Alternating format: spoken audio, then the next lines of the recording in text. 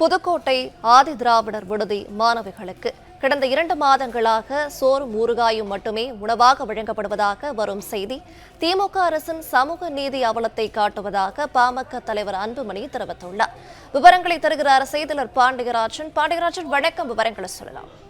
பாமக தலைவர் அன்புமணி ராமதாஸ் வெளியிட்டிருக்கக்கூடிய அறிக்கையில், புதுக்கோட்டையில் ஆதி திராவிடர் நலத்துறையின் கீழ் செயல்பட்டு வரும் சமூக நீதி விடுதிகளில் தங்கி படித்து வரும் மாணவிகளுக்கு கடந்த 2 மாதங்களாக 3 வேளையும் வெறும் சோறும் ஊறுகாயும் மட்டுமே உணவாக வழங்கப்படுவதாகவும், தங்களுக்கு குறைந்தபட்சம் உண்ண தகுந்த உணவு வழங்க வேண்டும் என கோரி அந்த விடுதியில் தங்கியுள்ள மாணவிகள் கடந்த சில நாட்களாக போராட்டம் நடத்தி வருவதாகவும் வெளிவரும் செய்திகள் அதிர்ச்சி அளிப்பதாக அன்புமணி ராமதாஸ் அவருடைய அறிக்கையில் குறிப்பிட்டிருக்கிறார்.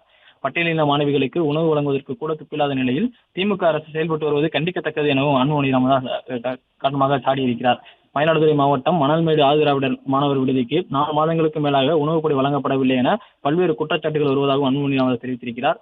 திமுக ஆட்சியில் ஆதிதிராவிடர் நலத்துறை மட்டுமின்றி அனைத்து துறைகளின் செயல்பாடுகளும் சீரழிந்து கொண்டுதான் இருக்கின்றன எனவும், வளர்ச்சியில் யாரையும் பின்தங்க விடமாட்டோம் என்று வசனமெல்லாம் பேசும் முதலமைச்சரின் ஆட்சியில் அரசு நிர்வாகத்தின் செயல்பாடுகள் சகிக்க முடியாதவையாக உள்ளன எனவும் சொல்லியிருக்கிறார்.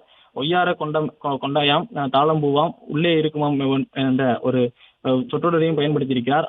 அவலத்தின் அடையாளமாக திகழும் இந்த ஆட்சியை வரும் தேர்தலில் மக்கள் தூக்கி எறிவார்கள் எனவும் அன்புமணி ராமதாஸ் குறிப்பிட்டிருக்கிறார். விவரங்களை வழங்கியமைக்கு நன்றி பாண்டியராஜன். பிளே ஸ்டோர் மற்றும் ஆப் ஸ்டோரில் இருந்து பாலிமர் செயலியை QR கோடு மூலம் பதிவிறக்கம் செய்யுங்கள். செய்திகளை உடனுக்குடன் பெறுங்கள்.